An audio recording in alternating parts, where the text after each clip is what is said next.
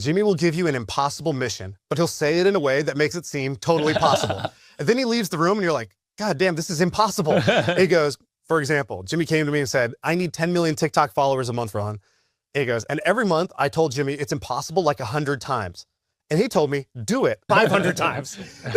He told me to do it 500 times. I think we had 2 months where we getting 10 million. That's what he told me. He goes, I didn't do it most months, but I did do it like, 2 months, and we got way further than we ever would have got had he not laid down like kind of this impossible gauntlet. So yeah, that's one story. I'm sure there's like 1,000 of these, but like, do you live by this? I guess, how would you talk about that? Well, I don't try to just give people KPIs that I think aren't possible just to torture them. I think most people, when you ask them to do something like very incredibly difficult, like what I first did, I want to bury myself alive for a week, like people's first inclination is just, that's not possible. And like, technically almost anything is possible. It's just like, so my first thing is just like, why do you say that? Like, let's go through the gambit.